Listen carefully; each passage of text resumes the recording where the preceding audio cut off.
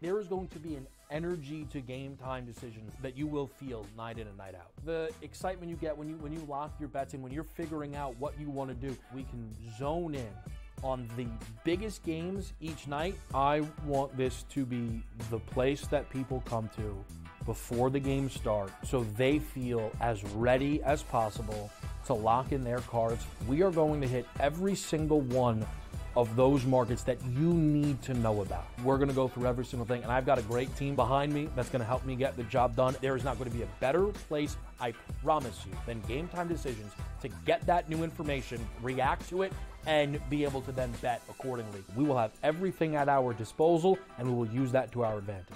I'm Kevin Walsh. Tune into Game Time Decisions from 6 to 8 p.m. Eastern on SportsGrid. What he's doing on a 5-day basis, and when he pitches at that ballpark, there's one thing you notice: there's not one empty seat. The excitement he's brought to that city, and the fact that fans are starting to come back, especially on the nights he pitches, I mean, it is so cool to see. It's so overdue, and you can't help but root for Pittsburgh. Pharrell Coast to Coast, only on SportsGrid. As of July 22nd, we start a new deal with a monster distribution platform called SportsGrid, and we'll be live every day on national radio on SiriusXM channel 159, and we will be live on their national television platform every day from 10 a.m. till noon. Only on SportsGrid. Anyone that's been to a sporting event, the atmosphere before a game, I think Game Time Decisions has that same exact atmosphere. This is our arena. This is what we do. There is going to be an energy to game time decisions that you will feel night in and night out. The excitement you get when you lock your bets in, when you're figuring out what you want to do, we can zone in on the biggest games each night. I want this to be the place that people come to before the games start so they feel as ready as possible to lock in their cards. We are going to hit every single one of those markets that you need to know about. We're going to go through every single thing, and I've got a great team behind me that's going to help me get the job done. There is not going to be a better place, I promise you, than Game Time Decisions to get that new information, react to it, and be able to then bet accordingly. We will have everything at our disposal, and we will use that to our advantage. I'm Kevin Walsh. Tune into Game Time Decisions from 6 to 8 p.m. Eastern on SportsGrid.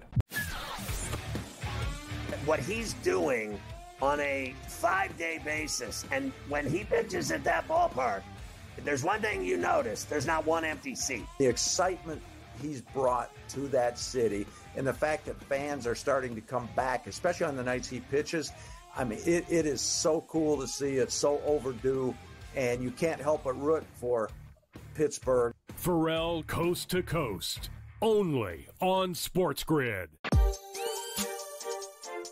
As of July 22nd, we start a new deal with a monster distribution platform called SportsGrid, and we'll be live every day on national radio on SiriusXM channel 159, and we will be live on their national television platform every day from 10 a.m. till noon. Only on SportsGrid.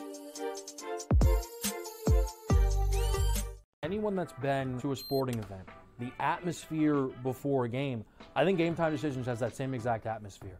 This is our arena. This is what we do. There is going to be an energy to game time decisions that you will feel night in and night out. The excitement you get when you lock your bets in, when you're figuring out what you want to do, we can zone in on the biggest games each night. I want this to be the place that people come to before the games start so they feel as ready as possible to lock in their cards. We are going to hit every single one of those markets that you need to know about. We're going to go through every single thing, and I've got a great team behind me that's going to help me get the job done. There is not going to be a better place, I promise you, than Game Time Decisions to get that new information, react to it, and be able to then bet accordingly. We will have everything at our disposal, and we will use that to our advantage. I'm Kevin Walsh. Tune into Game Time Decisions from 6 to 8 p.m. Eastern on SportsGrid.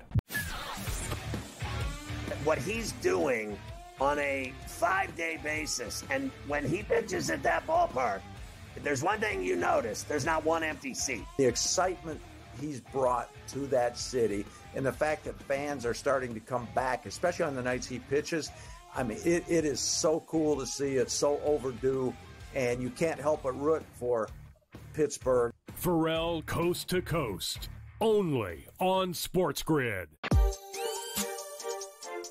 As of July 22nd, we start a new deal with a monster distribution platform called SportsGrid, and we'll be live every day on national radio on SiriusXM channel 159, and we will be live on their national television platform every day from 10 a.m. till noon. Only on SportsGrid.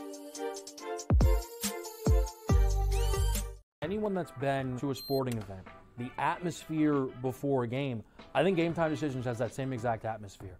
This is our arena.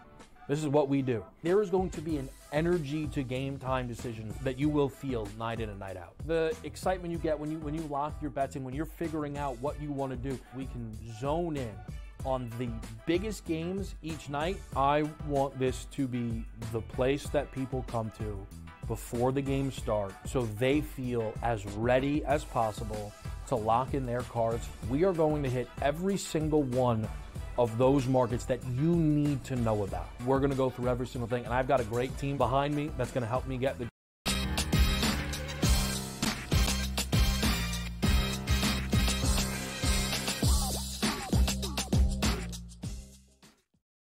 Live on SportsGrid, Game Time Decisions. Kevin Walsh with you here on a Monday night. Little bumpy start. Apologies for the delay, but we are here for the next 2 hours.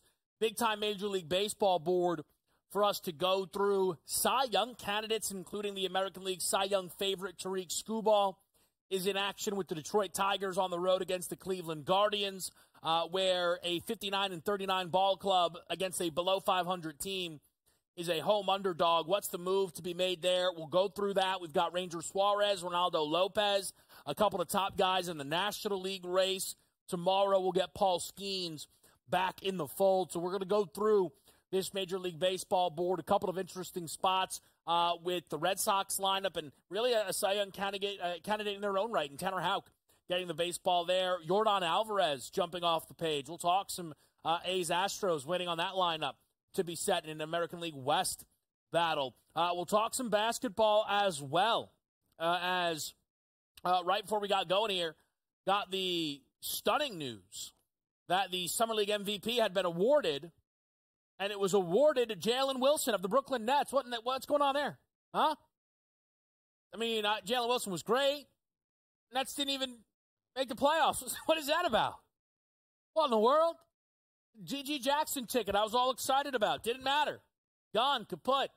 And I imagine everybody right now feels like the biggest basketball story in the world is around who wins Summer League MVP. No, of course not. Team USA men's basketball plays their final warm-up game exhibition. They finish up 5-0, but no cover here for Team USA. A battle, a fourth-quarter deficit at one point, but LeBron James, again, steps up, closes the door. 11 straight. I mean, he was brilliant. Absolutely brilliant in the fourth quarter. Shot at 100% from the field. He was 8 for 11 for the game, 20 points. And he has been Team USA's, through the 5 games overall, top guy. It's his team. Announced today he's going to be the flag bearer on the men's side here. So this is really LeBron's team. And that translates to the market. I placed a wager around that. We're going to compare a couple of different shops and really make that point. We'll also talk a little NFL. Training camps are underway. Xavier Worthy's catching eyes. Lamar Jackson, the best quarterback of all time, and a few other questions that we're going to try and answer with you here. We're live. It's a Monday night. It's a quick break, and we're right back in the mix here after that commercial break. Go nowhere. Kevin Walsh with you on a Monday night.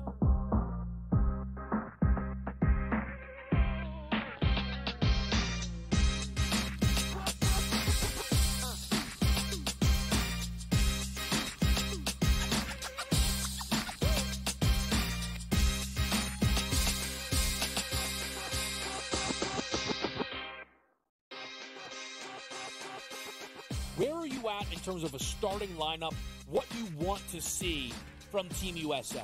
I think he'll get guys involved, and then there's your lockdown defender at the point guard, the point of attack, right? I do like Curry. I would then go with Ant. I like Ant over Booker. I think if you look at the way the Canada game was, they looked kind of slow starting, and then they kind of got rolling. Game time decisions. Only on SportsGrid. The staple of consistency within the AFC North, that's the Pittsburgh Steelers. 17 years under Mike Tomlin, never a losing record, never less than 8 wins. You add Patrick Queen there over from your division rival. You take a look at that offensive line, which does have some question marks, but still a decent wide receiving core that they have, a running game that has Najee Harris, and a quarterback that's been there, done that. The early line. Only on SportsGrid. Next up is Tampa, who was very impressive last year with Baker Mayfield, Evans. They hooked up a ton, and they've already shown what they can do, but they're picking this team, the Falcons, over them. Explain that to me. Baker Mayfield's back. Mike Evans is back. Where a couple years ago, you really wondered if he'd finish his career as a Buck, but the Bucks wanted him to do that, and he's going to do that. He signed a 2-year deal for about $21 million a year. Pharrell Coast to Coast. Only on SportsGrid. They scored well. They defended like crap. Last game, they struggled to score. They defended great. We still have not seen the best out of USA basketball. So they showed they've won different ways. They still should win absolutely the gold medal. But they're playing with fire a little bit with their play, especially when you get to the medal round and it only takes is one game to lose. Betting above the rim. Only on SportsGrid.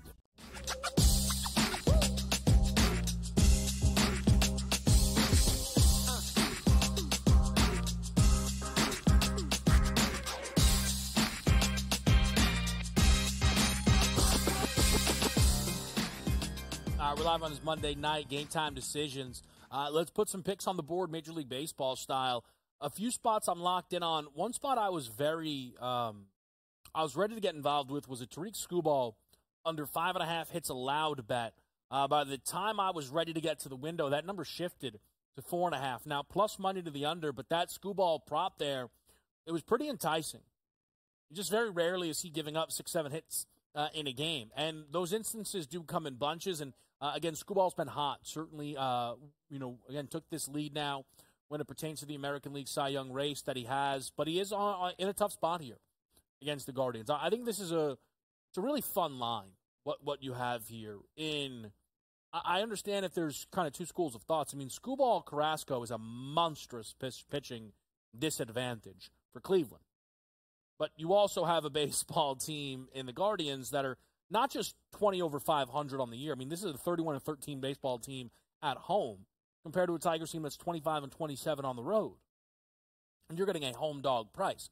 If we flip this, right, you're talking about a minus 220-ish number, give or take. I don't know. Maybe I'm moving things too much. But it feels like we would be moving in a really, again, major way if this thing was back in Detroit. And I think that makes for an interesting scenario. But you have a Tariq Skubal this year when you compare his home versus road. He has been worse on the road. ERA is under 2 at home. It's around almost out of 3. It's not bad, but relatively speaking, he's significantly been better at home so far this season. In almost the same amount of innings, it's really about 2 innings, a 0.2 innings difference, 2 outs, if you will, 7 less earned runs for Skubal. But they moved the number. I couldn't get there. I would actually lean Guardians' money line, though, all things considered. Again, I don't think Carrasco's very good, but he has been a bit better of recent. The spot I am in where you've got 2 really caliber pitchers is Hunter Green and Ronaldo Lopez. And I'm on under 7.5 here. Locationally, this is great. We've got Ronaldo Lopez at home. We've got Hunter Green on the road. And I'm surprised we didn't get to a 7. Weather's not, a real fear here. So that's not kind of keeping this number elevated. I think these lineups are getting a lot of respect. Do they deserve all of it? I think that's a question.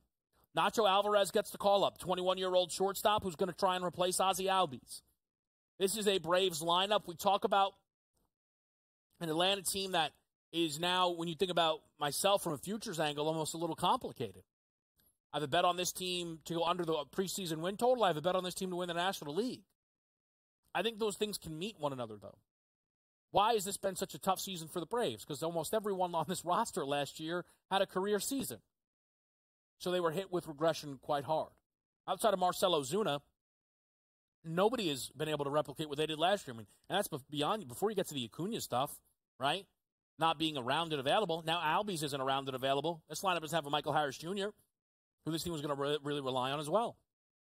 Riley and Matt Olson just have not been anywhere near as good. Those guys at this moment have combined for 26 home runs. Combined. I mean, it's just not been that same caliber of season, and this Cincinnati lineup's been disappointing. Disappointing in this weekend series against Washington. You know, I played a win total over for the Reds at the break. Nightmare start. Nightmare. Sweep. Again, I get it. It was a road series, but you go sweep at the hands of the Nats, and now you got to run into a series here in Atlanta. Up against it. Team's going to have to string together a couple. Going to have to pull out some upsets. They're going to need Hunter Green to be great here. I think he can certainly be good enough. We'll go under 7.5. I'm going to go under 8.5 in Mitch Keller, Andre Palante. Look, Mitch Keller's in a pretty clear bounce-back spot. I like what he brings to the table here. Palante's been better on the road, and I'm not sure this lineup's going to be able to take advantage of him. A righty who struggles against righties here, I think you get a little bit of a Palante bounce-back as well from what we saw from him heading into the All-Star break, allowed 4 earned against Kansas City. And we play this thing under 8.5 at minus 115 juice. The only other bet I have on the board right now is a Connor Wong RBI. We've got Tanner Houck going, who is a fringe Cy Young candidate in the American League.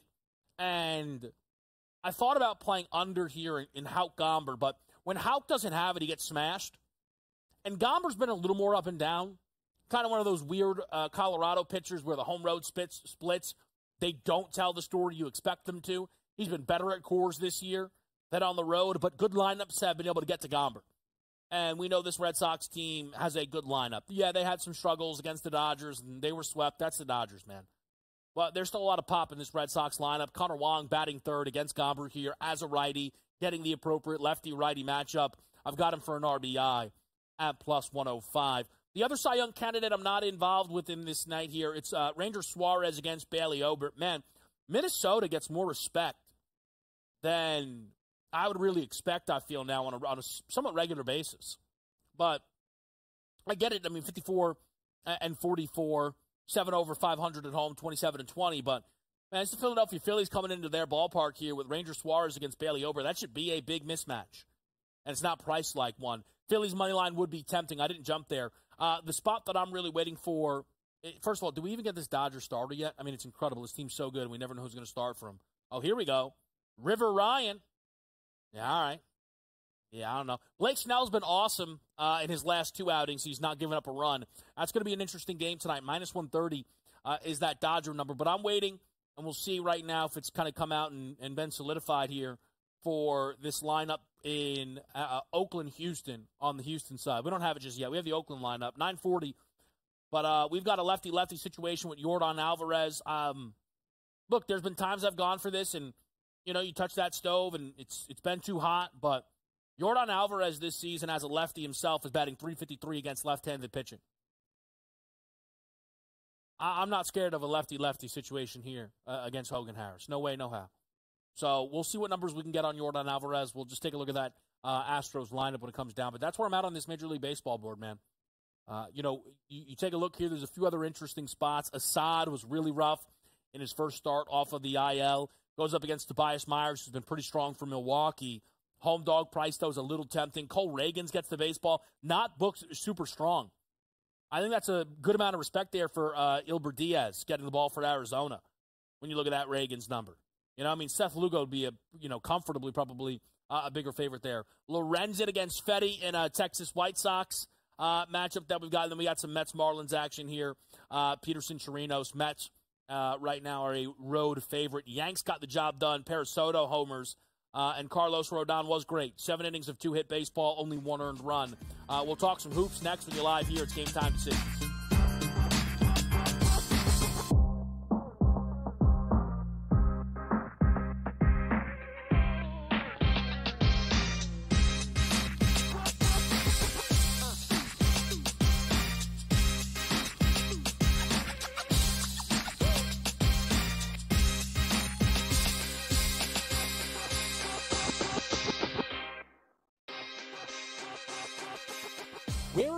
in terms of a starting lineup, what you want to see from Team USA? I think he'll get guys involved, and then there's your lockdown defender at the point guard, the point of attack, right? I do like Curry. I would then go with Ant. I like Ant over Booker. I think if you look at the way the Canada game was, they looked kind of slow starting, and then they kind of got rolling. Game time decisions. Only on SportsGrid. The staple of consistency within the AFC North, that's the Pittsburgh Steelers. 17 years under Mike Tomlin, never a losing record, never less than 8 wins. You add Patrick Queen there over from your division rival. You take a look at that offensive line, which does have some question marks, but still a decent wide receiving core that they have, a running game that has Najee Harris, and a quarterback that's been there, done that. The early line. Only on SportsGrid. Next up is Tampa, who was very impressive last year with Baker Mayfield, Evans. They hooked up a ton, and they've already shown what they can do, but they're picking this team, the Falcons, over them. Explain that to me. Baker Mayfield's back. Mike Evans is back. Where a couple years ago, you really wondered if he'd finish his career as a Buck, but the Bucks wanted him to do that, and he's going to do that. He signed a 2-year deal for about $21 million a year. Pharrell Coast to Coast. Only on SportsGrid. They scored well. They defended like crap. Last game, they struggled to score. They defended great. We still have not seen the best out of USA basketball. So they showed they've won different ways. They still should win absolutely the gold medal. But they're playing with fire a little bit with their play, especially when you get to the medal round and it only takes is one game to lose. Betting above the rim. Only on SportsGrid.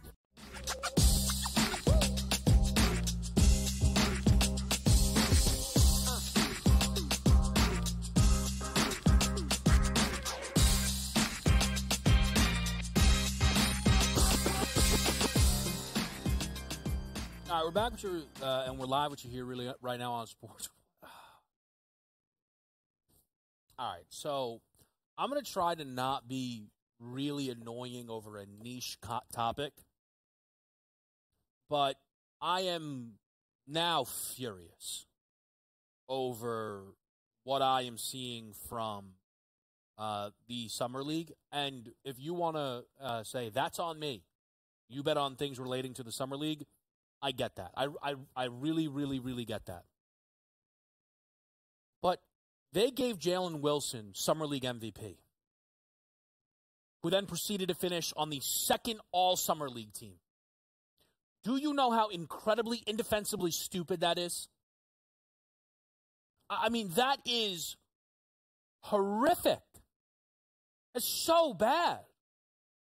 It happened once in the NBA. They gave, I believe it was Marc Gasol, Defensive Player of the Year. And then he proceeded to finish second team all-defense behind Dwight in the center slot. And the reason I'm annoyed is I had a G.G. Jackson Summer League MVP bet. The Grizzlies were so good, they have 2 guys on the first-team Summer League team. One of them is, of course, G.G. Jackson. If it would have gone to Jordan Miller of the Clippers, unbeaten playoff team, or Khalil Ware of the Heat, unbeaten playoff team in the final, like the Grizzlies are, that would have made sense. Why are you even handing out the stupid award? Legitimately, how is that even a thing that possibly happens? Who is putting this together that gave MVP to a guy that finished second team Summer League? With no research, there's no way this has ever happened before. Man, that is bad. That is really bad. And again, who's angry about it? Anyone who has a GG ticket, you have a Jordan Miller ticket, Scottie Pippen Jr. ticket, Khalil Ware. I mean, Reed Sheppard finished first team. Does the NBA care about this? No. I mean, do they know it looks stupid? They have to. But again, I guess the takeaway from this is largely who cares.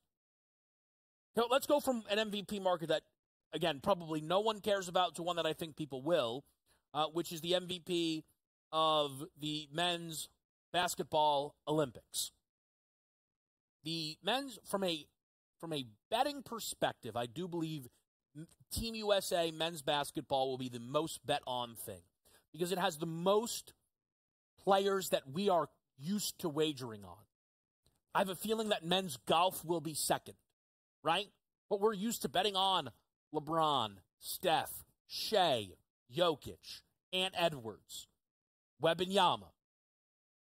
And when you go into the MVP market, a market that DraftKings has had up and available for a while, you have Steph Curry positioned as the favorite at plus 650, alongside Joel Embiid. They're co-favorites. Second choice, or what would be tied for third, is three guys. LeBron, Tatum, and Edwards. Then you have a 9-1 Kevin Durant. That's your top six. It's understandable, Team USA, a minus 500 to win gold. Despite some ups and downs for the Americans, they went 5-0.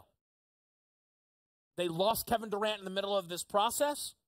They inserted Derek White in the middle of this process. And they've not had Kevin Durant for any of the games. They should win gold. If you want to argue they should be less than minus 500, I'd listen. They're minus 400 on FanDuel. So in some spots, they agree. But that comparison point is one that I just absolutely must factor in on. Because for some reason over on FanDuel, and I don't know if it's because their market came available later or they are more fluid, they are pricing the MVP market much differently. Steph Curry, a plus 650, again, co-favorite alongside Joel Embiid on FanDuel, is plus 630. Embiid's number is plus 1060. But the big jarring disparity is LeBron is plus 360 on FanDuel, the favorite. Again, he's plus 750 on DraftKings. You are getting more than double the number book to book. And again, I'm sure some of you are rolling your eyes because this is coming from me. You want to cost yourself very clear value because you don't like LeBron or you don't like when I talk LeBron, that's on you. But all I can do is deliver you a fact that now the prevailing story is LeBron is the guy for Team USA, and you're getting more than double the number on DraftKings. We'll talk some football next.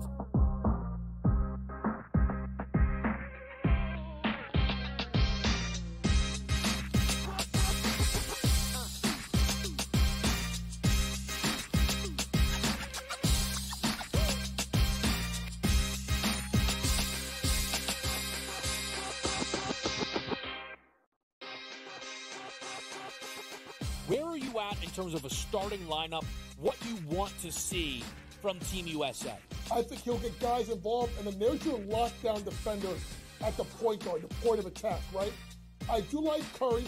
I would then go with Ant. I like Ant over Booker. I think if you look at the way the Canada game was, they looked kind of slow starting, and then they kind of got rolling. Game time decisions, only on SportsGrid.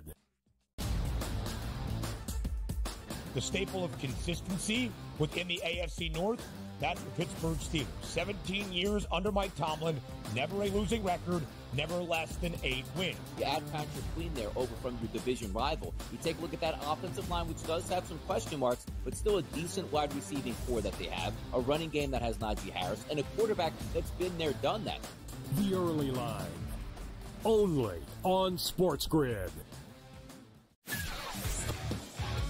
Next up is Tampa, who was very impressive last year with Baker Mayfield, Evans. They hooked up a ton, and they've already shown what they can do, but they're picking this team, the Falcons, over them. Explain that to me. Baker Mayfield's back. Mike Evans is back. Where a couple years ago you really wondered if he'd finish his career as a Buck, but the Bucks wanted him to do that, and he's going to do that. He signed a 2-year deal for about $21 million a year. Pharrell Coast to Coast, only on SportsGrid. They scored well. They defended like crap. Last game, they struggled to score. They defended great. We still have not seen the best out of USA basketball. So they showed they've won different ways. They still should win absolutely the gold medal. But they're playing with fire a little bit with their play, especially when you get to the medal round and it only takes is one game to lose. Betting above the rim, only on SportsGrid.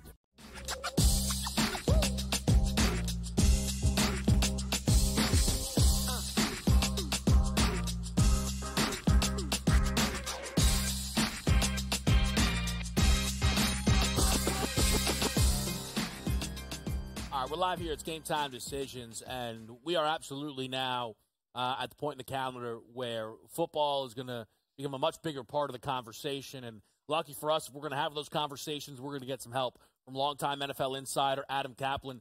Cap, appreciate you making some time for us here on a Monday night. My pleasure, Kevin. Good to be back with you on Game Time Decisions. Yeah, it's really interesting. So this is year, 25 of covering the National Football League. I'm going to take my 20th training camp tour. When it comes to contracts, it's really funny. Like, there's no urgency in clubs' parts, but right when the players have to report for the ramps, the talks ramp up, and everybody's got some urgency. Mm-hmm. Yeah, no, they absolutely do. I want to ask you, Cap, about something that we saw yesterday, because it's funny how little moments can all of a sudden become, this big, big thing. And I'm referring to the Pat Mahomes touchdown pass to Xavier Worthy, which when you kind of, even as I bring it up, it's like Mahomes threw a practice touchdown to a first-round wide receiver. But you realize that who the quarterback is, who the team is, and Xavier Worthy being the record holder for the 40-yard dash. Yep.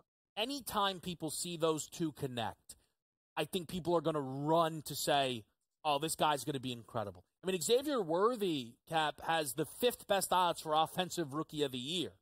It's not going to take a lot for people to – man, if they were on Hard Knocks this year, Cap, right, he would be shooting up boards because any glimpse of that pairing is going to get people so excited.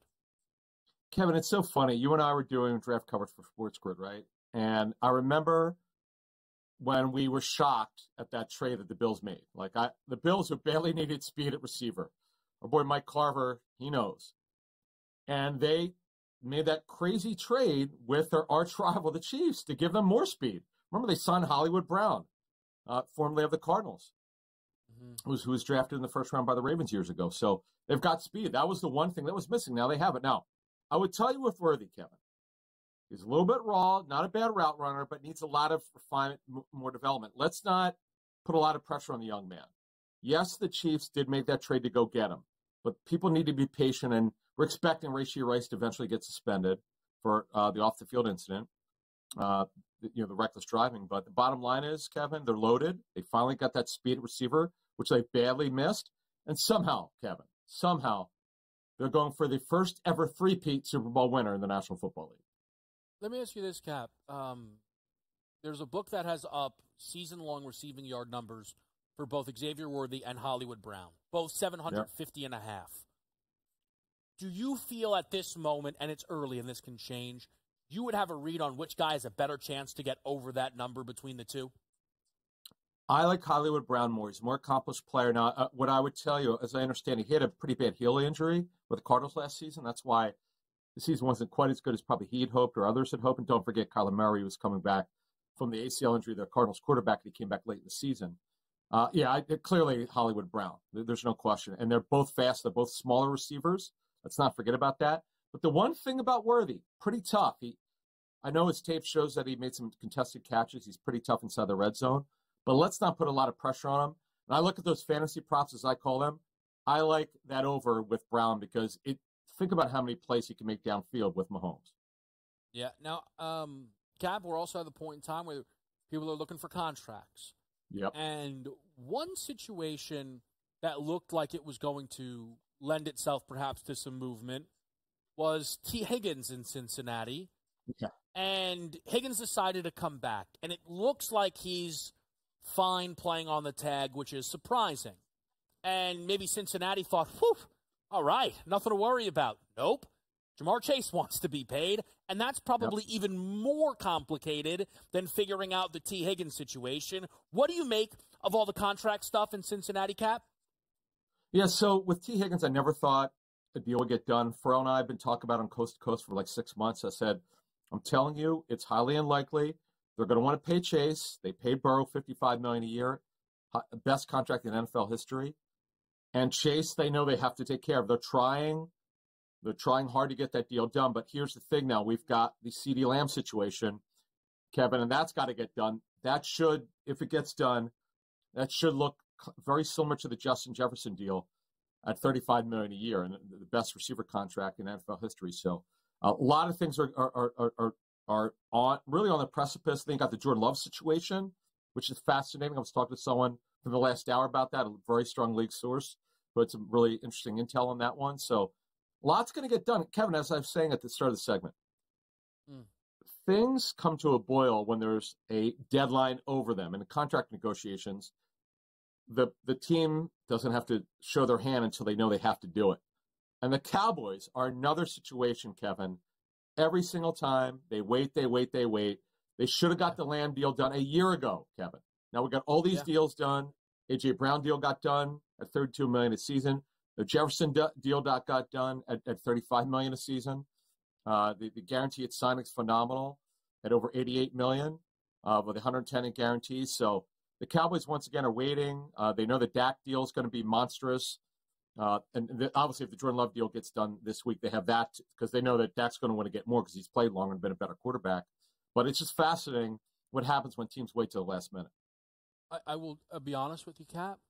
And I'm glad you hit on the Cowboys because they're a topic, but I was nervous to bring them up because I truly believe you could do a smooth hour easily on what in the world is this team doing between Dak and Parsons and Lamb and McCarthy. So I'm glad you hit on it. I want to ask you about a quarterback that not all that long ago dominated the headlines of would he be paid, and that was Lamar Jackson. Yep. Man, the tone of Harbaugh, John Harbaugh, his head coach, it shifts, right? He's now talking about, man, we think Lamar is going to be able to go down as one of the greatest quarterbacks of all time, and it's incredible how quickly it changes when you pay the guy, how willing you are to compliment the guy. My question to you, Cap, is there any level of hot seat for the mainstays in Baltimore with last year's unbelievably, not only disappointing, but really unfathomable performance that they put forward in that AFC title game against Kansas City? No, in fact, I remember talking to the Ravens. The last time, we're going about 4 or 5 years ago, I would say, when, actually it might have been longer than that, then there were rumors about the hot seat, and someone high up in the Ravens told me, ignore the noise, John's our guy.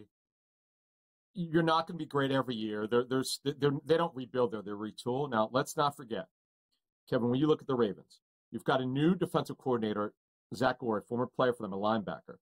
At 31 years old, the youngest coordinator, offense, defense, or special teams in the National Football League. He follows Mike McDonald, who came in as a mid-30s defense coordinator. He was assistant coach for the Ravens, then became the D coordinator for the University of Michigan. Came to the Ravens, did a great job. Zach Orr's got to replace him, so that's some growing pains there. And now you've got Derrick Henry. So, and I love that Harbs is backing his quarterback, but they're a run-based team. Even more so now with Derrick Henry. And by the way, I really thought that they were going to get that deal done. They talked extensively to the Titans at the trade deadline in October. They couldn't get that deal done. Now they got him as a free agent. So they're a fun team. The pressure, look, they're going to be, a lot of people you're right to say the expectations will be high, but Harbaugh's, no matter what happens, he's in no danger. I mean, the hot seats are clear. I mean, it's pretty clear, Kevin, where they are. Philly with Nick Sirianni, where there's going to be pressure there. Robert Saleh with the Jets, I don't think there's any question. And the guy you mentioned earlier, Mike McCarthy.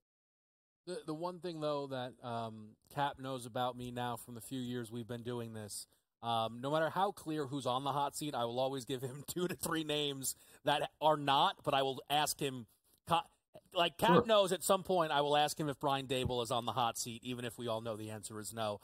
Cap, appreciate it. I know you've got the training camp tour about to get underway, and I'm sure we will check in throughout. Sounds good. Thank you. Yeah, awesome stuff there from Adam Kaplan. Man, it feels good to talk some ball, talk a little bit of football here. It's right around the corner, and we've got a lot of off-season stuff that still needs to be covered. We'll do it on Game Time Decisions. We'll talk some hoops next.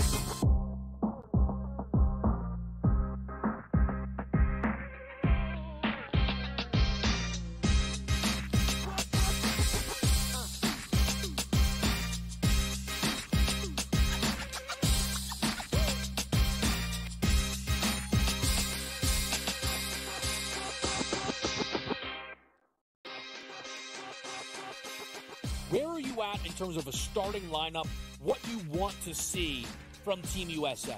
I think he'll get guys involved, and then there's your lockdown defender at the point guard, the point of attack, right? I do like Curry.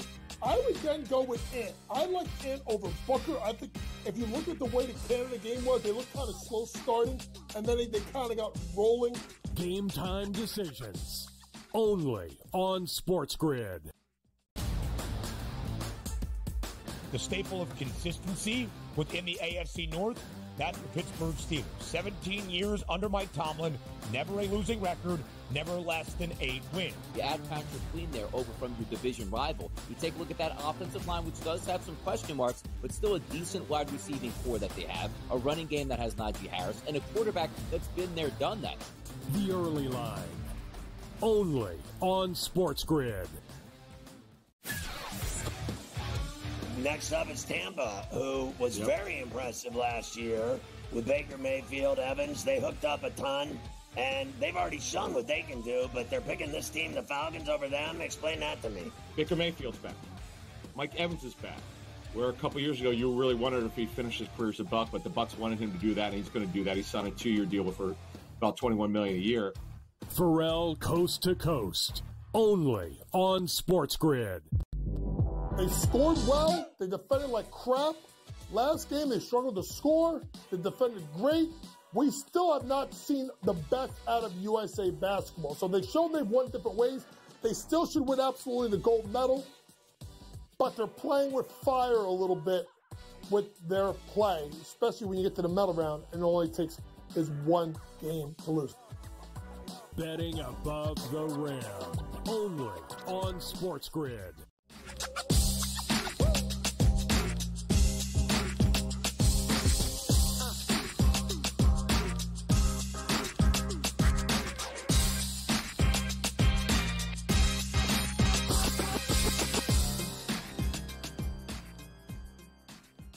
All right, well, live right here on SportsGrid.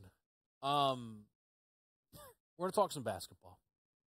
And I mentioned my frustration over finding out who won Summer League MVP. What I did not know, what our great crew behind the scenes told me, is there were odds this morning for Summer League MVP. So I'd like to show those to everybody to get a sense of why I am stunned plus annoyed. There's Gigi Jackson as the favorite, who I personally had bet with another 0 tacked on there, actually 12-1 before this whole thing began. Then there's Khalil Ware, plus 210, Pelly Larson, plus 490, Jalen Wells, 5-1. Now, if you want to say, hey, listen, man, that's a sports book. They were just basing it off who's in the final. That's a mistake. Okay, kind of, right? But clearly, again, books don't give things away. Books don't just throw things up and go blah, blah, blah, blah, right? There's logic to these things. So logically, at minimum, a team that made the final, and again, I didn't go through this research because I didn't think I would need to find out how often a Summer League MVP has been given to a player who did not make, not just not the final, not the semifinal.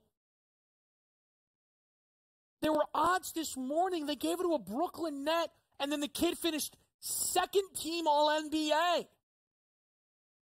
So I say all this to say, welcome in, Coach James Young, and I apologize, Coach James Young, who I called on an off day to talk Summer League MVP about when it turns out, JY, it was a waste of our time, effort, and most importantly, a waste of our money. How are you, good sir? Well, it may be a waste of our money, but K-Dub, you're my guy. It's never a waste of my time to talk NBA or WNBA or men's basketball or women's basketball. That's right. The only people in network that talk all four of it all the time are me and K-Dub. What's up, brother? I'm still stunned, and I don't want to make this show about Summer League MVP, but the kid finished second, whatever. JY, do you have thoughts on the Summer League? I'm so angry. Do you have thoughts on the Summer League game between the Grizzlies and the Heat tonight? Yeah, I'm gonna go with it's been moving up. I think it's up to a +3, so I'm gonna take the Heat plus the points. I know no Jaime Jaquez, but this team's been playing really well, so I do like them. Plus the points, Heat culture, I think they go for it. I think they'll grind it defensively. Ware, I'm gonna go Ware over. 10 plus rebounds.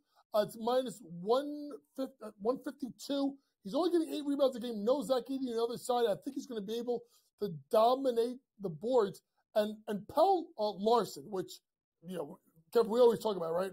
He drafts someone, they get it right. Pell Larson, to score 15-plus points, is, I think, a plus 118. Right now on FanDuel, he's getting about 12 or so points a game. But now, obviously, big game, big spot. 11.8, I should say. So, no Jaime Jaquez. Maybe this game goes up and down a little bit because Memphis could score. Give me Pell Larson to go 15-plus points at plus 118. Okay. Also, I'm sorry. And I so those odds are for the Summer League Championship game MVP. All right? Which is GG Ware, Larson, Wells, which then makes even less sense. Where is Scottie Pippen Jr.? I don't know what is going on. I don't know what is going on. I'm now wondering, did they collect on my GG bet? No, but there's no. I don't know. All right, yeah, awesome, really, really wild. Here's the other thing I wanted to ask you, JY, because then we're going to talk a little Team USA, what we saw today, concerns and things maybe of that nature. But we have now left Summer League, right? And we do see some rookies that made these teams. Reed Shepard, first team. Khalil Ware, first team. Donovan Clingan, second team. And a Washington Wizard and Bub Carrington, second team. Coming out of Summer League, did you have any new takeaways as it's pertained to the Rookie of the Year market? Well, I mean, listen, Kevin, I feel like this Rookie of the Year market is going to move in so many different directions, really based on, like, who's getting what time, what teams do. Do they move players? Do they give guys chances, to get more playing time? So when you see the Rookie of the Year, that's why you see Reed Shepard at 7-1. Because let's be honest, Kevin, who's had a better Summer League than him, right? But then you start looking on the board like, okay, well, where can we get something? Well, what happens if Chicago blows it up? Zealous looked pretty damn good at points in Summer League. He's 10-1, right? What happens if there's a Mike Conley injury and Rob Dillingham goes into the starting lineup? 15-1. What about Bub Carrington? What happens if they move someone like Kuzma? So I think you got to be willing to maybe take a chance on something happening and jumping in on a guy. But I think it's going to be pretty wild, Kevin. Like, you could ask me today, and you could ask me like in a month, and I'm going to have a completely different answer. Because, Kevin, I'll be honest with you, it's that wide of a race that you may be willing right now to take, someone at the top like Reed Shepard at 7-1, go take Bazelis at like 10-1 or up and Dillingham at 15-1, and then go down the board and see if you get lightning in bottle. Like, what happens with something like De Silva looked really great. What happens if Wagner goes out for an injury? He's out for the year. Well, this kid goes into the starting lineup. He's 50-1. So to me, take one or two guys now, one at the top of the board, one a little bit down, and I think you'll be okay. Yeah, I think that's interesting, Coach. We saw some movement. Again, Bub Carrington's moved a lot. Khalil Ware, I highlighted his 50-1. That number's now 26-1. I just wonder if they would if you're the Miami, JY, and this is kind of the segue we will use, and I'll let you answer this on the other side, and then we'll really get into Team USA. You watch Bam Adebayo next to Anthony Davis. Do you ask yourself, you know what?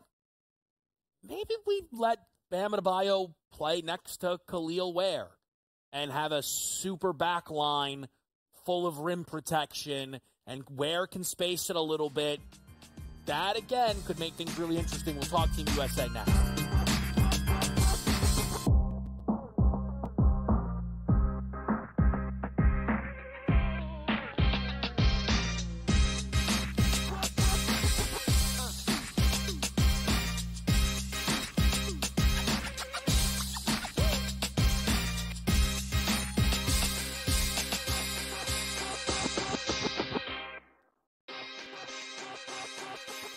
Where are you at in terms of a starting lineup, what you want to see from Team USA? I think he'll get guys involved, and then there's your lockdown defender at the point guard, the point of attack, right? I do like Curry. I would then go with Ant. I like Ant over Booker. I think if you look at the way the Canada game was, they looked kind of slow starting, and then they kind of got rolling. Game time decisions. Only on SportsGrid. The staple of consistency within the AFC North, that's the Pittsburgh Steelers. 17 years under Mike Tomlin, never a losing record, never less than 8 wins. You add Patrick Queen there over from your division rival. You take a look at that offensive line, which does have some question marks, but still a decent wide receiving core that they have, a running game that has Najee Harris, and a quarterback that's been there, done that. The early line. Only on SportsGrid.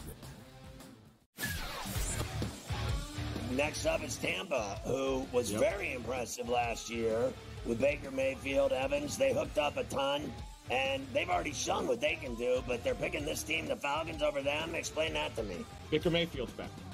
Mike Evans is back. Where a couple years ago you really wondered if he'd finish his career as a Buck, but the Bucks wanted him to do that, and he's going to do that. He signed a 2-year deal for about $21 million a year. Pharrell Coast to Coast. Only on SportsGrid. They scored well. They defended like crap. Last game, they struggled to score. They defended great. We still have not seen the best out of USA basketball. So they've shown they've won different ways. They still should win absolutely the gold medal. But they're playing with fire a little bit with their play, especially when you get to the medal round and it only takes is one game to lose. Betting above the rim. Only on SportsGrid.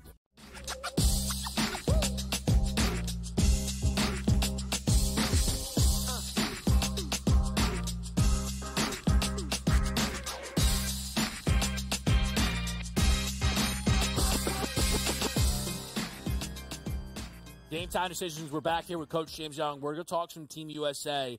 But with Summer League coming to a close tonight, JY gave us some great picks and insight. It's our last time we're going to see these rookies for a while here. JY, I've been talking about this, and now that we've gotten to see a larger sample size of Khalil Ware, if you're Miami, would you entertain starting this kid next to Bam Adebayo? Yes. Yes, absolutely. Okay, so folks, if you really want to take a look at Miami Heat starting lineup, right? Obviously, we know the hero, Jimmy Butler, set, Bam set. What they do at the point guard spot, do they go Scary Terry, play him as a point guard, non-traditional point guard? Okay, so now you go to that power forward spot / center, right? Nikola Jovic, right? Pretty good, but I don't know if he's a Heat guy in regards to the defensive tenacity. But I really like him and Jaime Jaquez off the bench, right? So now we saw something out of Bam Adebayo that we've never seen in his career. It's his ability to step out and shoot it, but also from three. And if you look at a guy like Bam Adebayo, folks, I want people to understand this. Guys, he's only 6'9". Like, he's not 7 foot, right? He's 6'9". Kevin, he may be 6'8", okay? Kevin Durant. To me, right, Kevin Durant, right? Kevin Durant, yeah, I'm 6'9". Kevin Durant, 7'1". Let's just call it what it is, and let's move on. But when it comes to Bam, I think if I'm a coach and I'm Spo, and this kid can handle it, go high-low, Bam's your 4, Ware's your 5 on offense, and then you flip them defensively and make Ware guard the 4 outside, Bam guards inside. Now, what that also allows me to really have you look at, folks, is not just the fact of Bam guarding the inside, but now you're going to start looking, to me, folks, early on, Ware shot blocks, right? Kind of the way that you look at Jaren Jackson Jr., K-Dub, being protected by Steven Adams, maybe now by Zach Edey. Here's your weak side shot blocker. I think Ware and Bam would be a really good combination of high-low, especially the fact that Bam has shot the ball from 3. It will be interesting if Ware can pick up the defensive concepts. And I think people have to understand this. Folks, why do rookies not play? More times than not, it has nothing to do with their offensive game. Everybody can score in the NBA. Can you understand NBA rotations? an NBA defense. If Ware can get it, especially as a 4, I would play Bam, Ware 4-5. It's an awesome breakdown. And I think it would be really exciting. I know Heat fans really like Nikola Jovic. If he makes that type of step over the offseason, I get it. I just think, man, I don't know. One of my takeaways from watching Team USA has been, if at any point the Lakers thing goes wrong, Bam should get himself to or AD should get himself to Miami. Not that it's really on the board, but it's just something I've thought of. I want to ask you about Team USA stuff. I don't want to rush it. You're going to, luckily, we're going to be able to keep you for just a couple minutes on the other side. And it allows me to bring up one other thing then. One of the rookies that made All Summer League was Donovan Clingan. The efficiency offensively wasn't great. Over 12 rebounds, over 4 blocks, playing about 25 minutes. The thing with Clingan, and it's a little different from some of these other guys, but I know Ayton's in front of him, but he doesn't matter to Portland long term. They know that. They might give Clingan a legitimate chance to take that starting job, at which point his 20-1 gets slashed to 10, maybe shorter. And I wonder if Portland's going to be more open to that after watching his Summer League, JY. Listen, when you have Scoot and you have Simons, and you have Sharp, you're not talking about, at this point, high-level defenders. So Ayton doesn't do enough, and you know me, I used to be president of the DeAndre Ayton fan club, but I've now left that team. So to me, I think you can play Clingan with those guys. And here's the thing. Rebounds, blocks, and then all you put him, Kev, you put him at the dunk spot. See, here's the thing. Ayton needs the ball to score to go rebound and block shots. Clingan doesn't. And I think that's what makes him a better fit. And get Ayton out of there. And you know what else? Take Rob Williams, get him out of there too. I'll give you a third. Get Jeremy Grant, get him out of there too. 3 of arguably the worst contracts in the NBA are all on the same team. Imagine that. Team USA MVP breakdown next.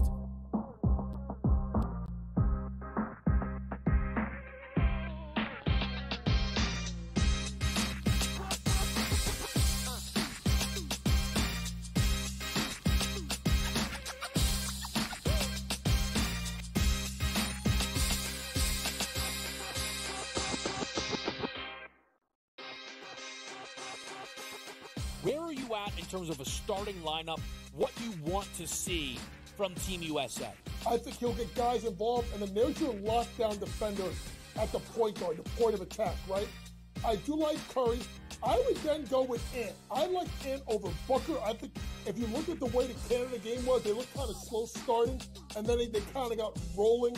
Game time decisions, only on SportsGrid.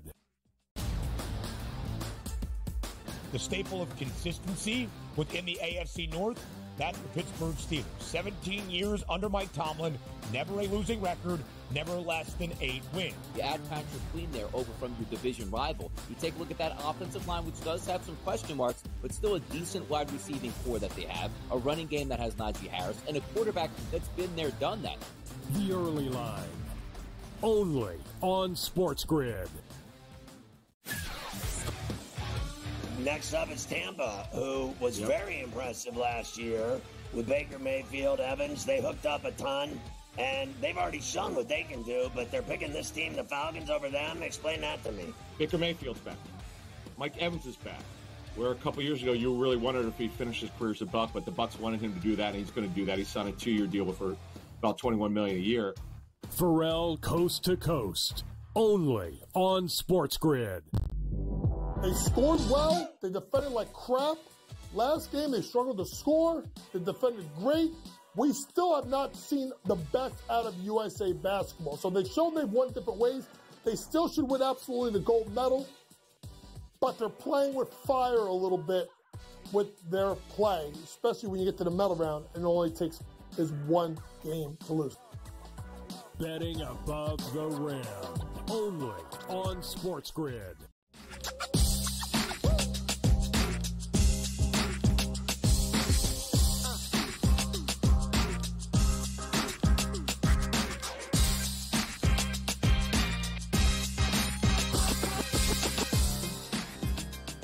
Game Time Decisions. Coach James Young sticking with us here on a Monday night. Quickly updating your baseball board, 2-0 early from the Detroit Tigers. Nerfy checks in for both Mets, Marlins, as well as Cardinals, Pirates. Let's talk some basketball, though, with Coach, because the MVP of the Olympics, the men's Olympics for the hoops, is a really interesting one. And again, I talk when I can.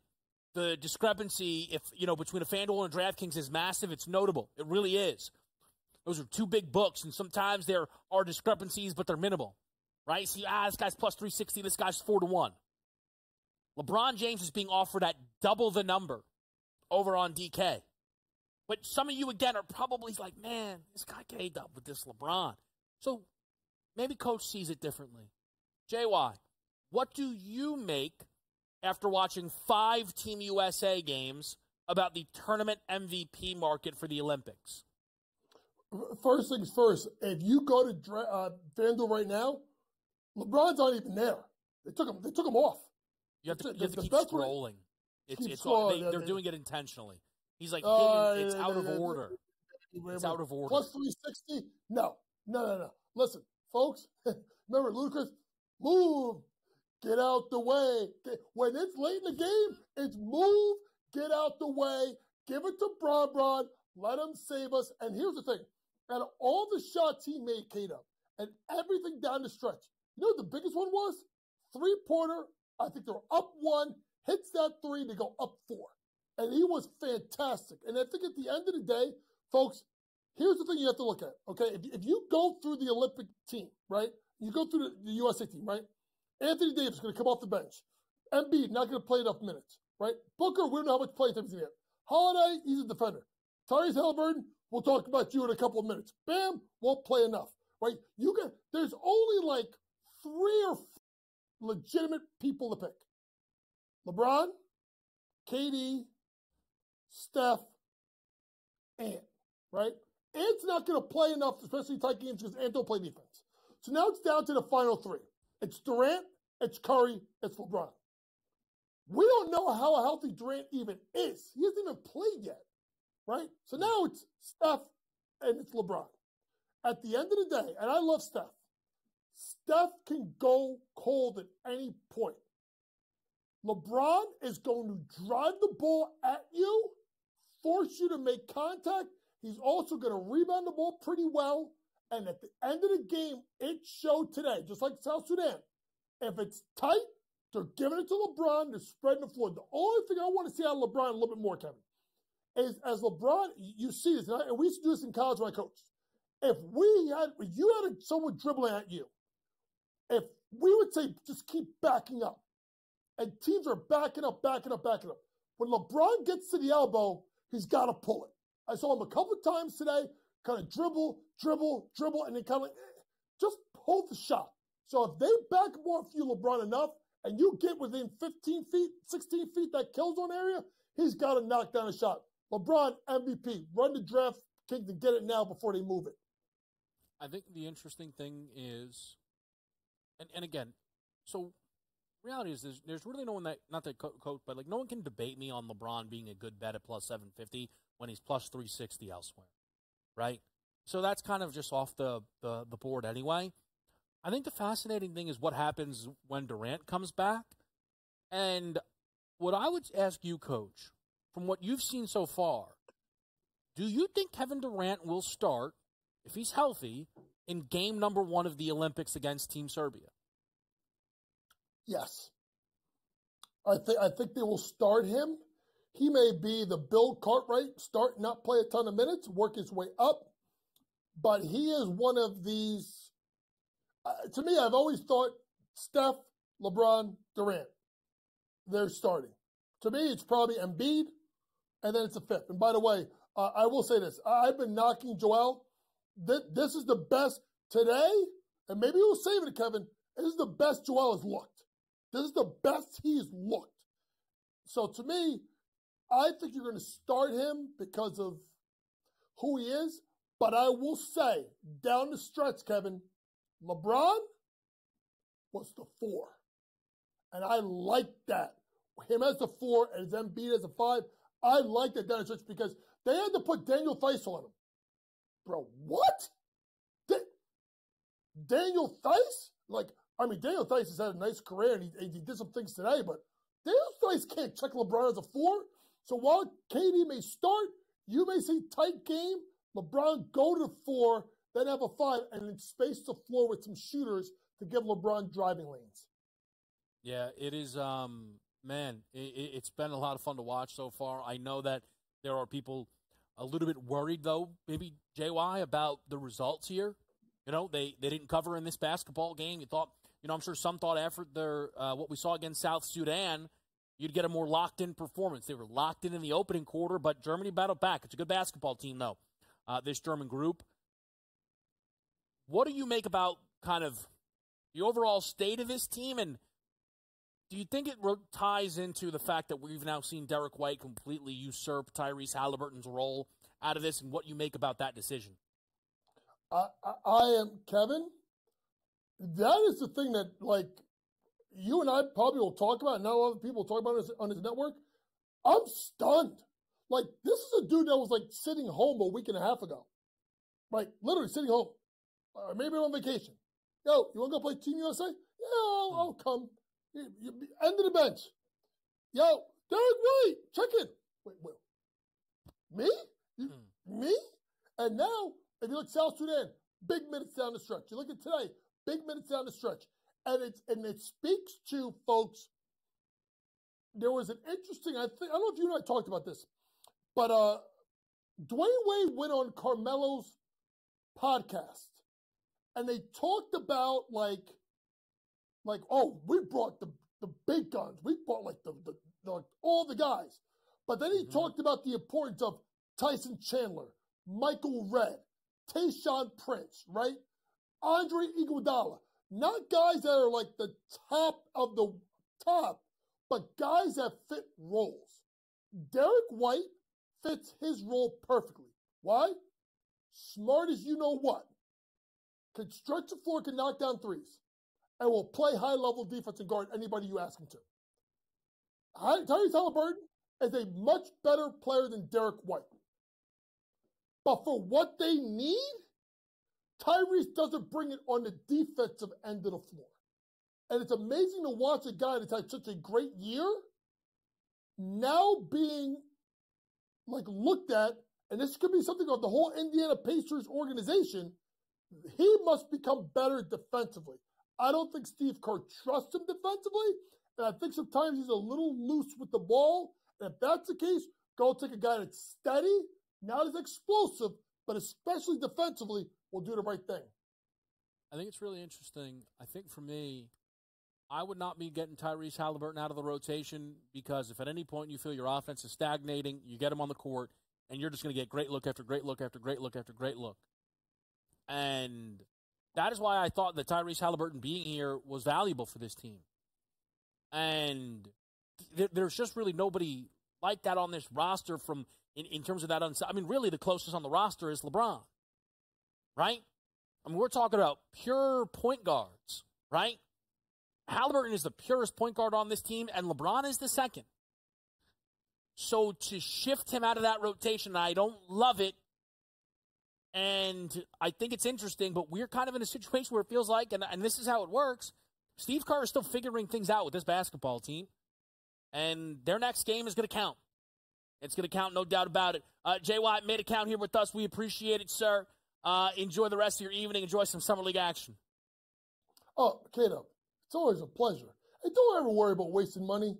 You never waste my time.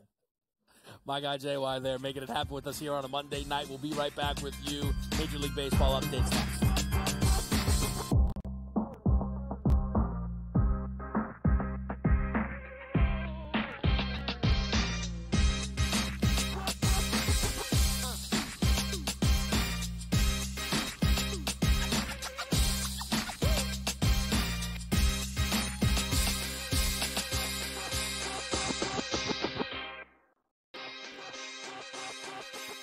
Where are you at in terms of a starting lineup, what you want to see from Team USA?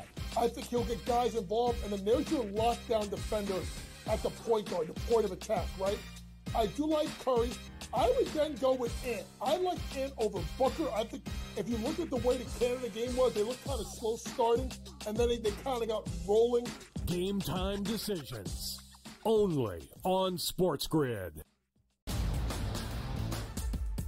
The staple of consistency within the AFC North, that's the Pittsburgh Steelers. 17 years under Mike Tomlin, never a losing record, never less than 8 wins. You add Patrick Queen there over from your division rival. You take a look at that offensive line, which does have some question marks, but still a decent wide receiving core that they have, a running game that has Najee Harris, and a quarterback that's been there, done that. The early line. Only on SportsGrid. Next up is Tampa, who was very impressive last year with Baker Mayfield, Evans. They hooked up a ton, and they've already shown what they can do, but they're picking this team, the Falcons, over them. Explain that to me. Baker Mayfield's back. Mike Evans is back. Where a couple years ago, you really wondered if he'd finish his career as a Buck, but the Bucks wanted him to do that, and he's going to do that. He signed a 2-year deal for about $21 million a year. Pharrell Coast to Coast. Only on SportsGrid.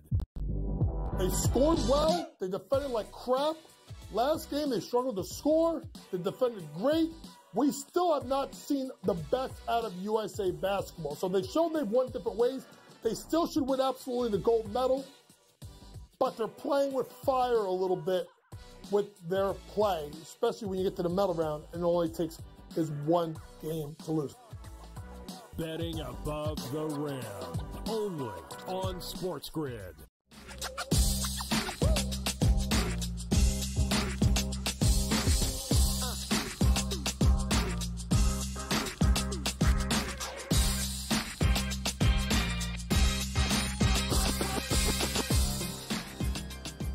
We're back with you live right here on SportsGrid. And, man, it looks like the Detroit Tigers were not big enough favorites. At least those are the early returns here. This team up 4-0, a minus 950 live favorite right now over the Cleveland Guardians here. Tariq Skubal is only very early on into his start due to the fact that, again, Detroit's offense has been off to a nice start here right now. Skubal did allow his first hit in the bottom of the second inning. For anybody that might be on some props related to his hits allowed, Tariq Skubal is the favorite for American League Cy Young, and it is a really interesting race. Of the 4 big awards, the MVPs and Cy Youngs, I think it's the one that big picture probably gets talked about the least, and that's just a star power thing. AL MVP has Aaron Judge. NL MVP has Shohei Ohtani, and NL Cy Young right now has Paul Skeens. Those are guys that are forcing more conversations around those awards, right? But the pricing within this American League market here is one that suggests there's a lot of opportunity that could potentially be out there for a better. Skubal at minus 130. I mean, again, you talk about a favorite, you're not getting some insanely expensive number. You compare it to the MVPs. Ohtani minus 550, Aaron Judge minus 430. So Skubal is not some runaway guy. If you like him to the field, you can certainly get involved. Your second option there is Corbin Burns. He's kind of just steadily been there. He was there from the beginning, right? Some of these guys, benefactors, preseason movement when the Garrett Cole news came out, and they stayed here throughout. Seth Lugo's been a game changer. We've been talking about that here on the show for a long time, though. But understandably, they don't shift Lugo to a favorite. He still has not been able to crack under a 10-1 barrier. That's due to it's not when I say his name, I don't mean it's that he's not popular. It's that they don't trust Seth Lugo is going to be that good throughout this season. If the season ended today, I think Seth Lugo, and they had to price the market, this Lugo number would not look like this. I think he's arguably the favorite. But it's also projecting out. Logan Gilbert's a 13-1, and then you start to jump up a little bit. Garrett Crochet, Tanner Houck, 25, Castillo, Reagans, Kirby, Flaherty, 35. Anybody after that, you're probably at that point kind of forcing the issue. But that's 10 guys at 35-1 or less, right? You look at the National League end of it, you have right now 7 guys under 35-1. Logan Webb, Ranger Suarez, Ronaldo Lopez are all at 32. At the front end there, you have 3 guys under 10-1. You only have 3 guys that are under 28-1. It's a different market, right? So a guy like Tanner Houck, can he go into a Coors Field today, have a great performance, and get himself more in this conversation? They're booked as a favorite. They just came off of getting swept against the Dodgers. So they need Houck today. There's going to be Houck love in the market, no doubt. But again, Gomber's been good this season, or he's been better this year at Coors than on the road. I'm on a Connor Wong RBI, though, in the game due to Gomber's struggles as a lefty against righties and due to Connor Wong, who's been awesome this year, hitting really either side, but he's been great hitting lefties. He's batting third. Plus 105 for an RBI in a Coors game, I think it's worth it. So that's a play that I'm involved with today. You know, we mentioned the NL Cy Young candidates in Ranger Suarez and Ronaldo Lopez. They're both on today's slate. And I'm on an under involving the Ronaldo Lopez game against Hunter Green. 7.5 is that number. Lopez looking for a little bit of a bounce-back spot. Gave up 3 earned before he went out there to the All-Star game against the Padres. 11 hits for Ronaldo Lopez in that game. He goes up against Hunter Green, who was also an All-Star. Hunter Green gave up a home run in the All-Star game. Not super surprising. 6-4 record for Hunter Green. I have a season-long wins under for Hunter Green. I believe that number was 9.5. So he's certainly going to be threatening. He started off the year really struggling to get results. Through his first 5 or 6 starts, he only had put 1 win on the board. Again, he started to, put things together a little bit more. It's how he made himself an All-Star game, Hunter Green. Hunter Green's been better on the road this year than at home. That's why I'm playing under. Playing under at 7.5. The Rangers Suarez start, I couldn't find any juice. We've also have some weather impacting that game, and I know that the first pitch has been delayed. Ranger Suarez against Bailey Ober is what we have. The other pick that I've made thus far tonight is an under in Pirates Cardinals. It's scoreless so far, but it's still early. It's only the bottom of the second. I'm imagining this live total 7.5, 6.5, moving. I guess they're expecting this inning to not have much happening, which is understandable. Skubal now has the bases loaded against him, but 2 outs. This is a big spot here. Couple of hits, an error factoring in, a walk. So we'll see what happens here. No error, misread that, but we'll see if Skubal can get out of trouble here against the 9-hitter for the Guardians in Austin Hedges. So we'll keep tabs on that. The one spot on the baseball board that I've been waiting on and has come out is the Astros lineup. Yordan Alvarez tonight is a guy that I'm going to be looking to target. I just kind of want to figure out the way to play it. Do I go for an RBI, total bases, pay the expensive hits, runs, RBI? Those are kind of the options there. But he's batting .350 against lefties. Hogan Harris actually more struggles as a lefty against lefties. So kind of everything's a perfect marriage there. It's very funny to me, man. Lefty-righty, righty-lefty splits in Major League Baseball. And this season I've used splits more than I ever have. And I know I'm certainly not breaking ground on anything new, right? But it has made this stuff stand out to me more. And it's just funny to see a guy in Hogan Harris this year against lefties. Now, it's only 36 at-bats, but he's allowing a .306 batting average. And the Astros are just stacking righties and Yordan. It's always funny how that stuff goes to me.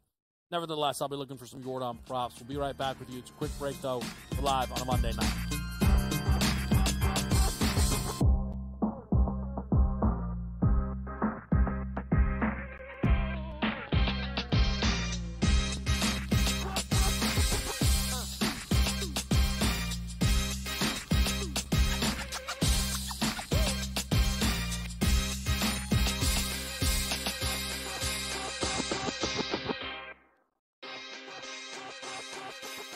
Where are you at in terms of a starting lineup, what you want to see from Team USA? I think he'll get guys involved, and then there's your lockdown defender at the point guard, the point of attack, right? I do like Curry. I would then go with Ant. I like Ant over Booker. I think if you look at the way the Canada game was, they looked kind of slow starting, and then they kind of got rolling.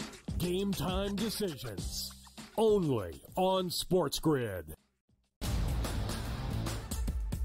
The staple of consistency within the AFC North, that's the Pittsburgh Steelers. 17 years under Mike Tomlin, never a losing record, never less than 8 wins. You add Patrick Queen there over from your division rival. You take a look at that offensive line, which does have some question marks, but still a decent wide receiving core that they have, a running game that has Najee Harris, and a quarterback that's been there, done that. The early line. Only on SportsGrid. Next up is Tampa, who was very impressive last year with Baker Mayfield, Evans. They hooked up a ton, and they've already shown what they can do, but they're picking this team, the Falcons, over them. Explain that to me. Baker Mayfield's back. Mike Evans is back. Where a couple years ago, you really wondered if he'd finish his career as a Buck, but the Bucks wanted him to do that, and he's going to do that. He signed a 2-year deal for about $21 million a year. Pharrell Coast to Coast. Only on SportsGrid. They scored well. They defended like crap. Last game, they struggled to score. They defended great. We still have not seen the best out of USA basketball. So they showed they've won different ways. They still should win absolutely the gold medal. But they're playing with fire a little bit with their play, especially when you get to the medal round and it only takes is one game to lose. Betting above the rim. Only on SportsGrid.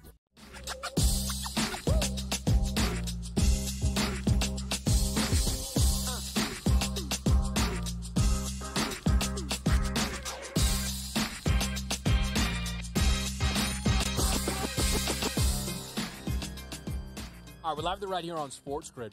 We got to talk to Adam Kaplan about an hour ago if you're just tuning in. A really good conversation. I would go seek that out. Cap's getting started for his training camp tour. And, man, there's a lot of news that's going to even start to become bigger stories within the National Football League. And one thing we're hearing about is Jordan Love is looking for a deal with the Green Bay Packers, and he's going to get that deal. Kind of the Packers came out and said, yeah, look, he's not going to practice until we figure that out. The Gutekunst came out and said, we believe we're close on a deal. You can tell the confidence that exists, I think, between both parties here that they are going to find a solution. And it's a great thing, right? This team invested in a first-round draft pick in Jordan Love, and ultimately they believe that the return is a franchise quarterback. 32 touchdowns, 11 interceptions last year, threw for over 4,000 yards. The game against the Cowboys, was it the best game any quarterback played in the playoffs last year? Josh Allen against Pittsburgh. C.J. Stroud against Cleveland. It was one of them. It was a great game. It was great. Averaged 13 yards per pass. Almost got the job done against the Niners on the road, which would have been a remarkable run. They would have played Detroit in the conference championship game. Who knows, right? They beat Detroit on Thanksgiving, where he was awesome again. He was awesome through the second half, Jordan Love. 32 touchdowns again to 11 interceptions. I do think, though, that we look at Jordan Love being really good, right? Maybe great. You at home, I've been telling you, but sit down, not just your top 10 quarterbacks. Rank the best quarterbacks in the NFC. There are some of you who are going to put him first. There are. I don't think he'd be the consensus first, right?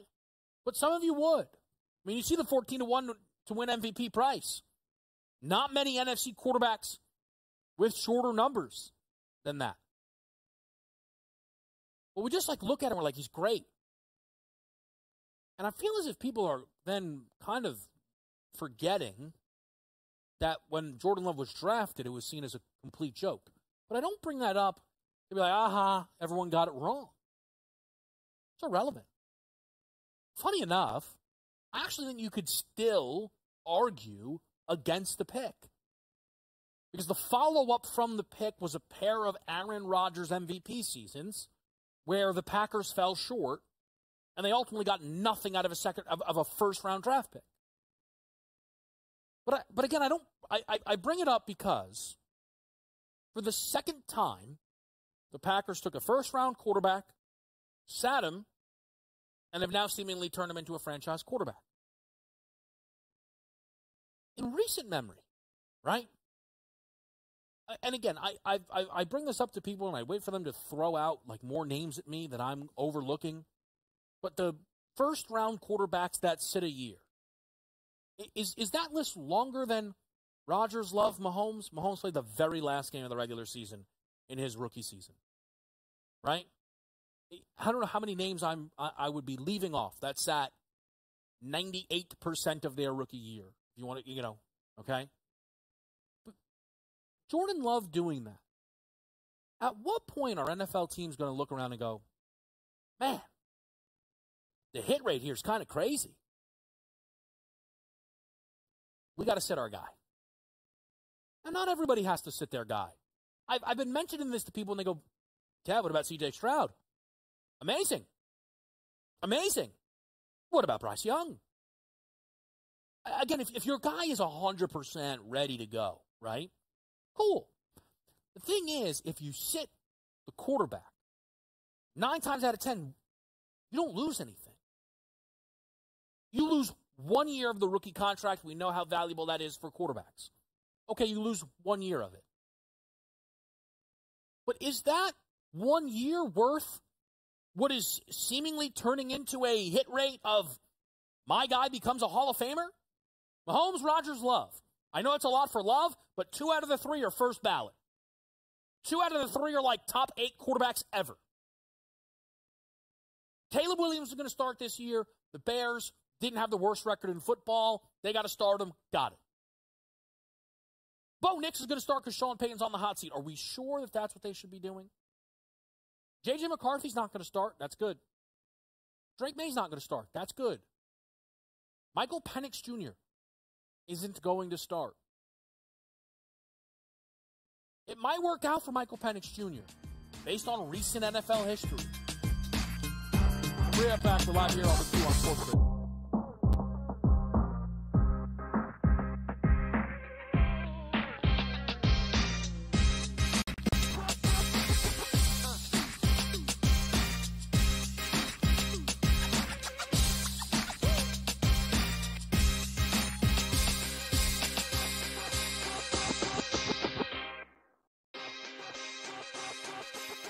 Where are you at in terms of a starting lineup, what you want to see from Team USA?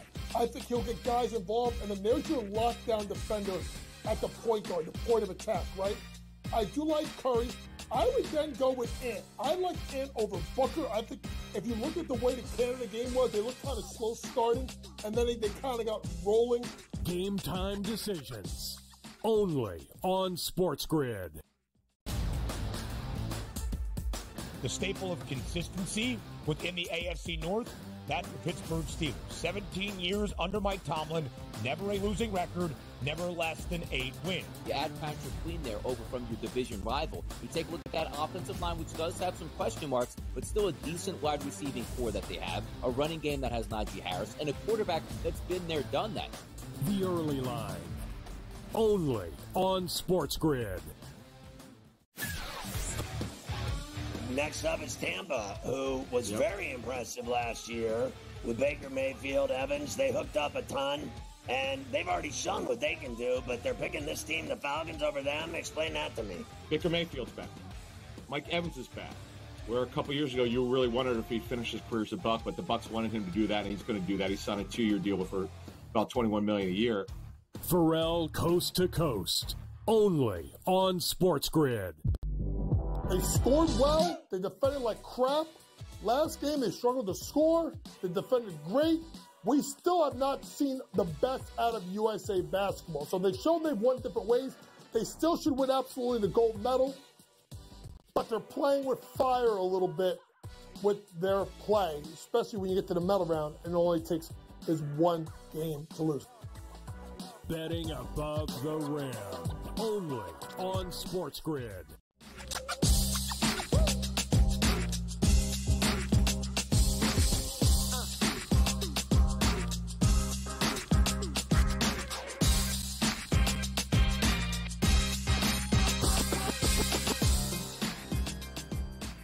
All right, we're back right here. Game Time Decisions, making it happen on a Monday night. The Major League Baseball board is off and running. We got a couple of games that'll start at around 8 o'clock, which means we have time. And we are going to get some help from Joe Madden. Joe, great to talk to you on a Monday night. Plenty of baseball to get into. Yeah, we got a full loaded slate here. We had those day games. The Yankees actually pulled something out today, so that was good to see. Even with Rodon getting the start there, it was able to cash that Murphy. So I was happy to see that to start the day, Kevin.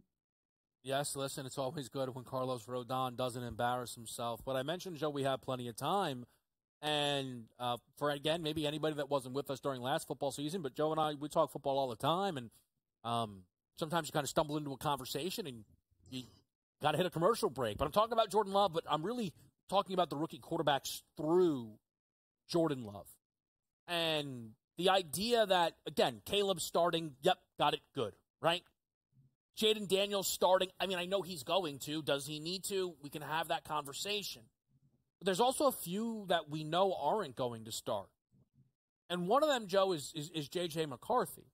And he's actually kind of been in the conversations recently with the Vikings making it very clear that J.J. McCarthy would have to play out of his mind to beat out Sam Darnold. What do you make of that decision by the Minnesota Vikings to very likely go with Sam Darnold to open their season?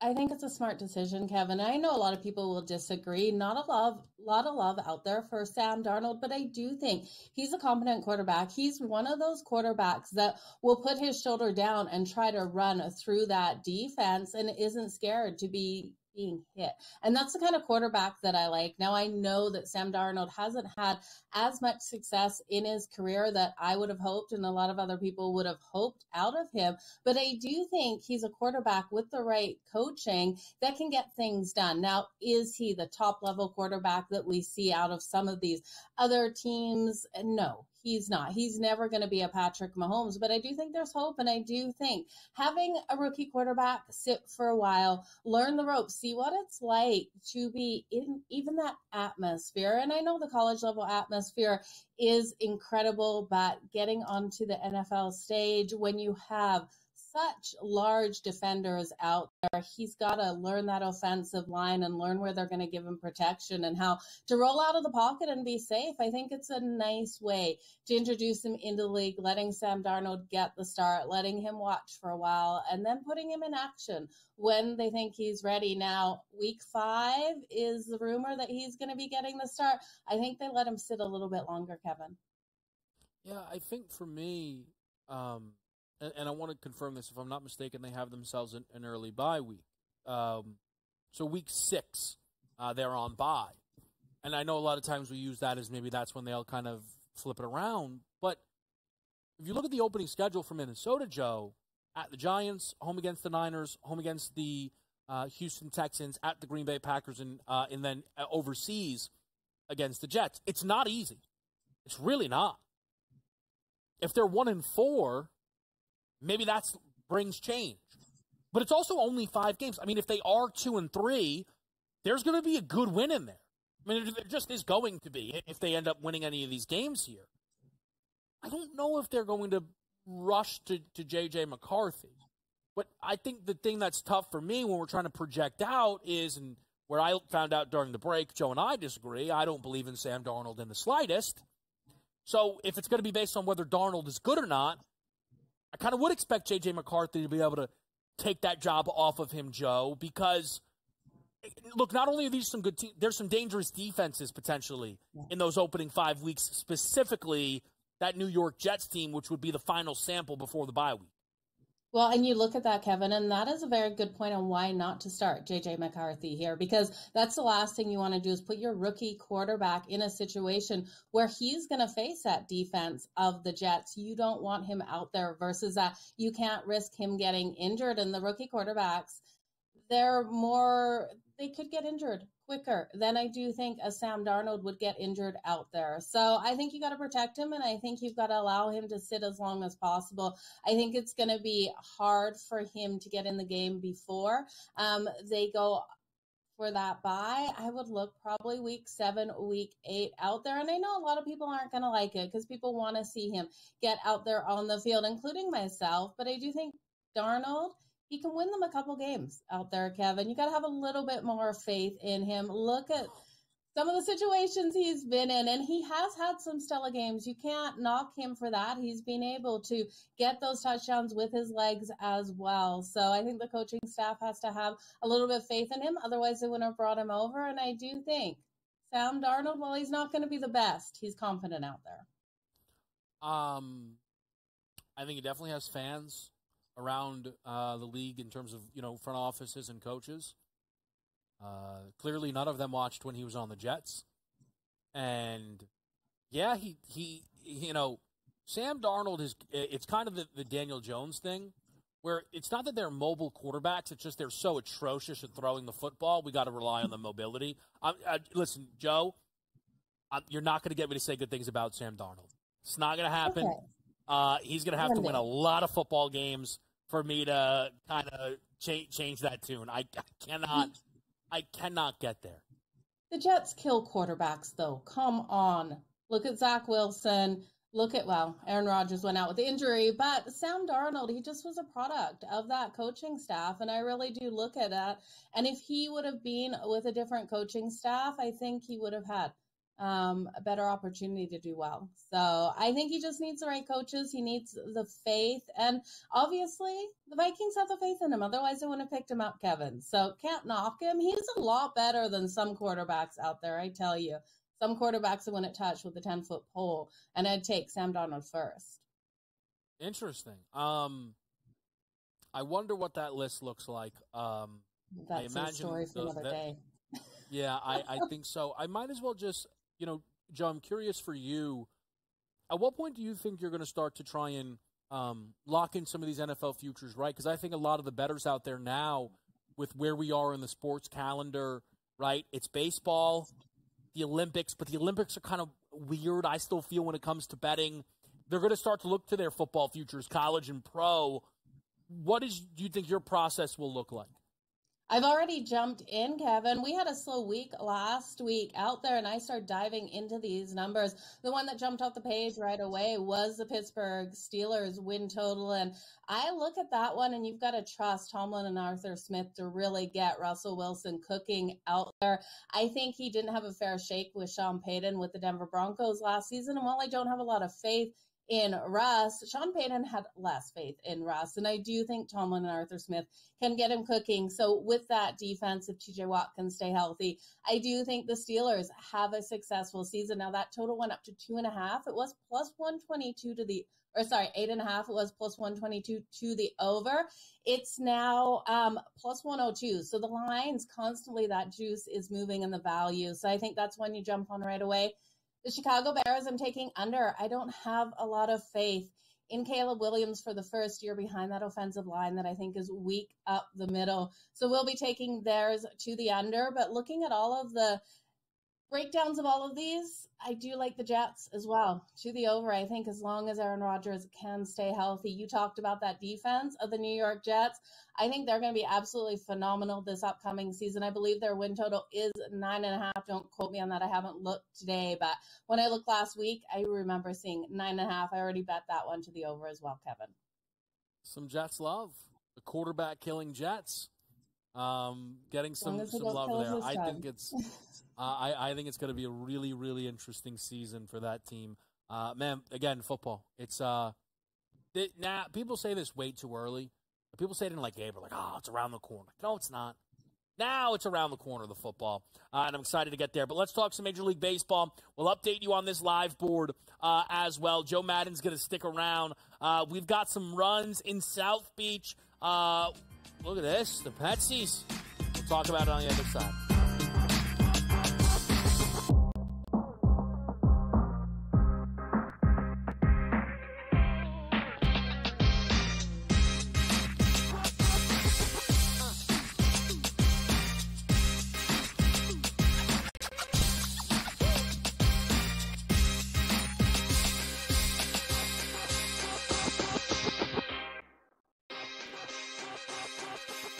Where are you at in terms of a starting lineup? What you want to see from Team USA? I think he'll get guys involved, and then there's your lockdown defender at the point guard, the point of attack, right? I do like Curry. I would then go with Ant. I like Ant over Booker. I think if you look at the way the Canada game was, they looked kind of slow starting, and then they kind of got rolling. Game time decisions. Only on SportsGrid. The staple of consistency within the AFC North, that's the Pittsburgh Steelers. 17 years under Mike Tomlin, never a losing record, never less than 8 wins. You add Patrick Queen there over from your division rival. You take a look at that offensive line, which does have some question marks, but still a decent wide receiving core that they have, a running game that has not, and a quarterback that's been there, done that. The early line. Only on SportsGrid. Next up is Tampa, who was very impressive last year with Baker Mayfield, Evans. They hooked up a ton, and they've already shown what they can do, but they're picking this team, the Falcons, over them. Explain that to me. Baker Mayfield's back. Mike Evans is back. Where a couple years ago, you really wondered if he'd finish his career as a Buck, but the Bucks wanted him to do that, and he's going to do that. He signed a 2-year deal for about $21 million a year. Pharrell Coast to Coast. Only on SportsGrid. They scored well. They defended like crap. Last game, they struggled to score. They defended great. We still have not seen the best out of USA basketball. So they showed they've won different ways.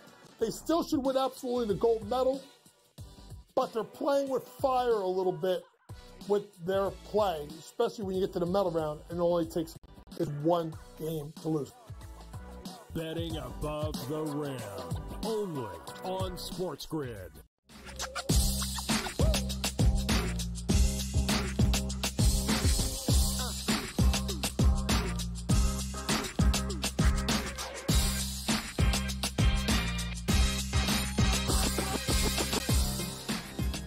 All right, back at you right here. It's Game Time Decisions on a Monday night. We've got Joe Madden in the mix here. We've got a 4-1 Tigers lead, a 4-1 Mets lead, a 1-0 Pirates lead, and a 1-0 Cincinnati Reds lead. Let's talk about what's coming up here a little bit later on with Joe. We're going to start this off with the White Sox and the Rangers.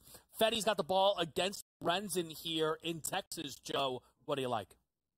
I think both of these pitchers are going to come out nice and strong in this one. Kevin, I'm looking at Fetty over on his outs. That's coming in at 16.5 to the over at -114. And Lorenzen for over on his outs. His outs coming in at 16.5 as well. You're going to have to lay a little bit more juice with him at -138. But I do think both of these pitchers can come out strong and really limit the bats on either side. And because I'm feeling like they're going to go nice and deep into this game, I'm looking at the first 5 innings. And I do think you look at the first 5 innings to the under on the runs. That run's coming in at 4.5 at -118 to the under. I just look at both of these as starting pitchers with their ability to go deep into the 6th inning. And I think we're going to see runs come at a premium. Now, Texas has been interesting because this is one place where last season we really saw the runs coming in, but we're not seeing it this year, leaning towards the under in the majority of the games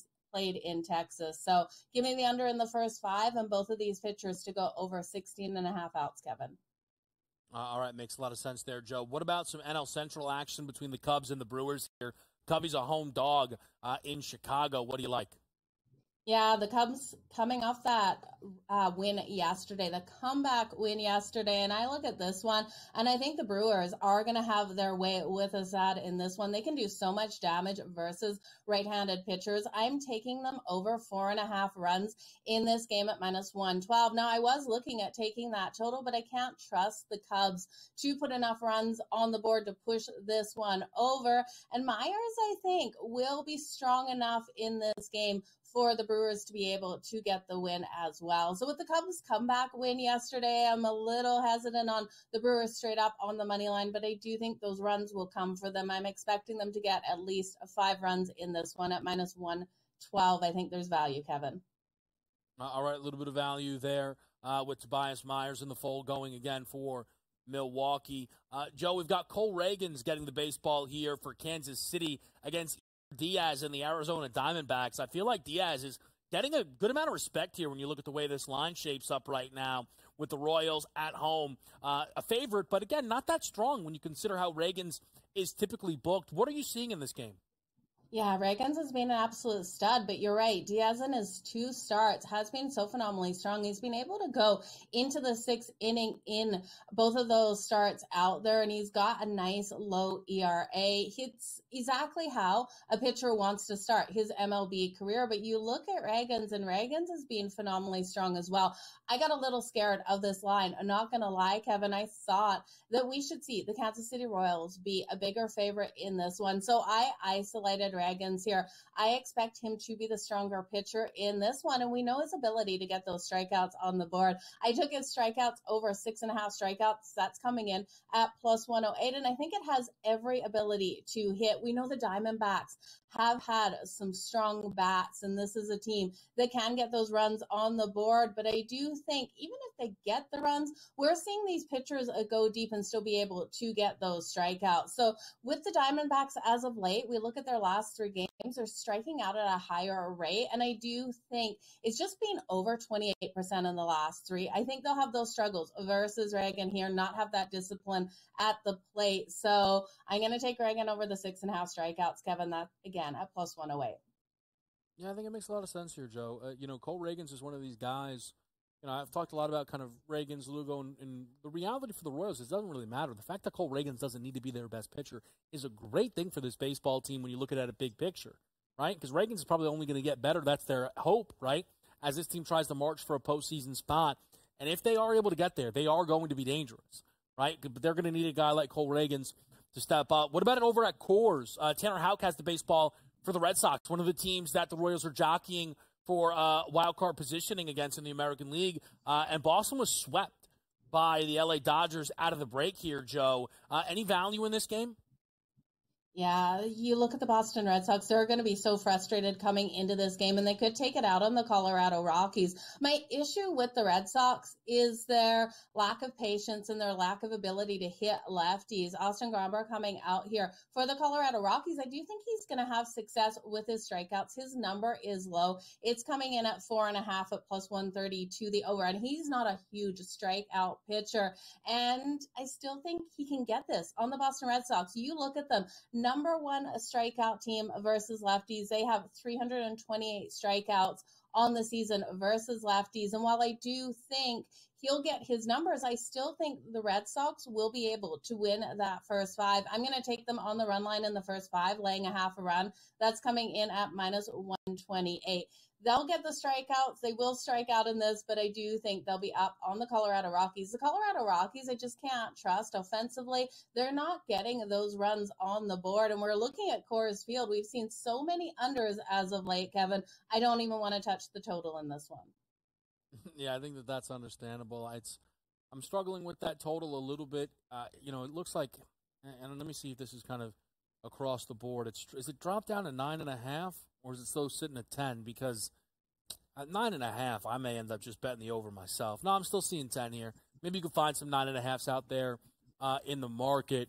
Where do I want to go? Joe, just the home run tonight. It's Will Smith. I know you're going to be on In-Game Live, so you can give people all the action over there as well, of course. Yeah, absolutely. Looking at Will Smith to come out nice and strong, be able to get that home run on the board tonight. That's coming in at plus 520, Kevin. He's going to be strong in this game. I really like his ability to get that home run on the board. All right, folks, make sure you are with Joe Madden tonight, In-Game Live style, which is live in about 10 minutes. Joe, we appreciate it. Best of luck tonight. Thanks, Kevin. Best of luck, guys. All right, awesome stuff there, as always, from Joe Madden. We are hitting a break here. With the Game Time Decisions situation. It's Monday night. What we're going to do is we're going to hit this break. We're going to come on back. We're going to update that baseball board for you one final time. And take a look. If we are going to get involved with Yordan Alvarez, where do we get involved? We'll answer that question on the other side. It's Game Time Decisions. I'm Kevin Walsh with you. We will be right back.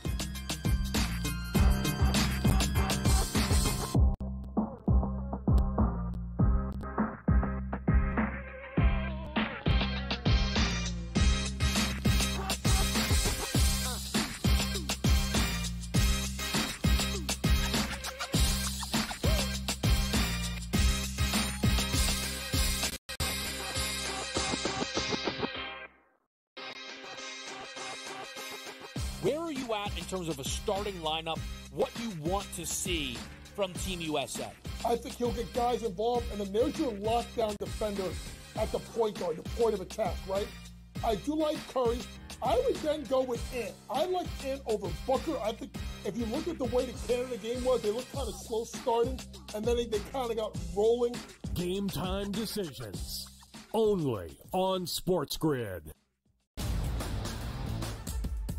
The staple of consistency within the AFC North, that's the Pittsburgh Steelers. 17 years under Mike Tomlin, never a losing record, never less than 8 wins. You add Patrick Queen there over from your division rival. You take a look at that offensive line, which does have some question marks, but still a decent wide receiving core that they have, a running game that has Najee Harris, and a quarterback that's been there, done that. The early line. Only on SportsGrid. Next up is Tampa, who was very impressive last year with Baker Mayfield, Evans. They hooked up a ton, and they've already shown what they can do, but they're picking this team, the Falcons, over them. Explain that to me. Baker Mayfield's back. Mike Evans is back. Where a couple years ago you really wondered if he'd finish his career as a Buck, but the Bucks wanted him to do that, and he's going to do that. He signed a 2-year deal for about $21 million a year. Pharrell Coast to Coast. Only on SportsGrid. They scored well. They defended like crap. Last game, they struggled to score. They defended great. We still have not seen the best out of USA basketball. So they've shown they've won different ways. They still should win absolutely the gold medal. But they're playing with fire a little bit with their play, especially when you get to the medal round and it only takes is one game to lose. Betting above the rim. Only on SportsGrid.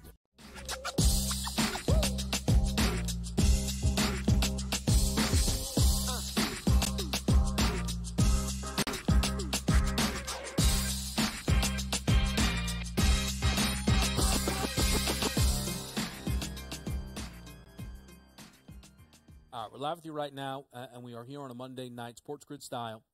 We've got in-game live coming up. Joe Madden, Joe Ranieri, double shot of Joe there for you, so make sure you are in the fold. A couple of updates. Tariq Schoolball's done a nice job getting out of trouble. I ultimately caught the benefit of being late to a number. Under 5.5 hits was going to be a dead loser. He's given up 7 hits this game, but only 1 earned. 1 walk, 3 strikeouts for Schoolball right now, and that ERA dropping for him as he continues to go through this baseball game here. So against the Guardians, they're a live favorite. Game certainly slowing down right now, but it's a game that has 14 hits in it. So you look at the moment, the Guardians have left 6 on base. They probably should have done a lot more with those opportunities, but, a great pitcher knows how to work out of trouble, and that's what you've seen from Tariq Schoolball thus far. Mets are up 4-1. Francisco Lindor has a home run in this game. This is kind of one of those things we talk splits, and Yanni Chirinos is having himself, it's a smaller sample size, but he really struggled against lefties, right? Well, you see now McNeil and Lindor have home runs against him, and that's where, and I will make this point, right? So for me, I'm still looking at full season stuff, right? But, man, I just got to shout him out. Our guy DRS does a great job. He has those last 30 days. And Chirinos would have certainly been kind of a green light guy if you look at it based off 30 days, right? The Mets are hitting a little bit better, a couple of guys, right? Francisco Lindor probably specifically, where he might kind of jump off that page, but full season, some of the stuff may not go there. I think one of the big things for me right now, and at least how I've preferred to bet baseball this year, has been actually trusting batting average as the leading source more than home runs and things of that nature. That's really the number that I use as a starting block there.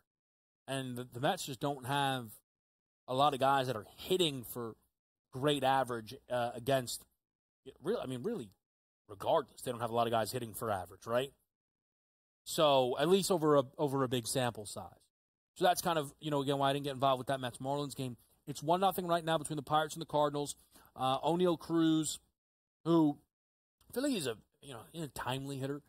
But, man, this Pirates thing, tomorrow I believe they told me Skeens is back out there.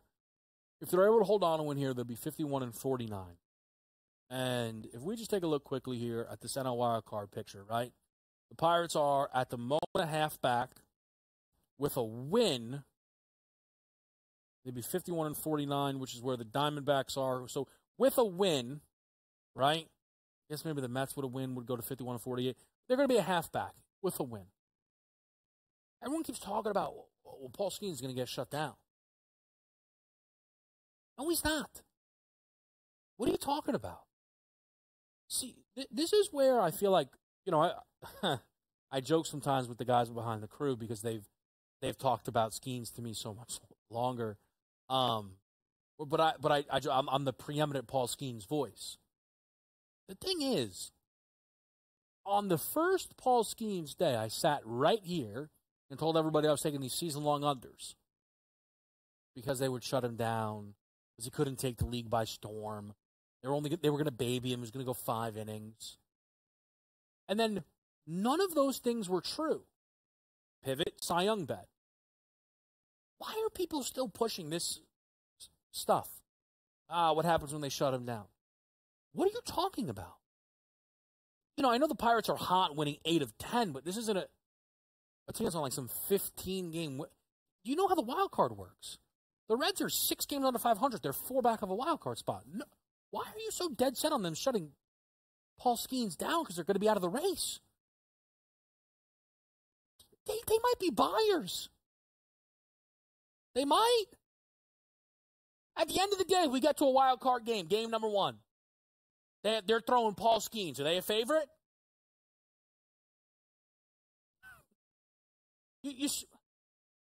People have Paul Skeens' last start coming tomorrow. What are we talking about? What are we talking about? I get it, but it does matter. But again, I think people should realize that it's kind of already started to factor in.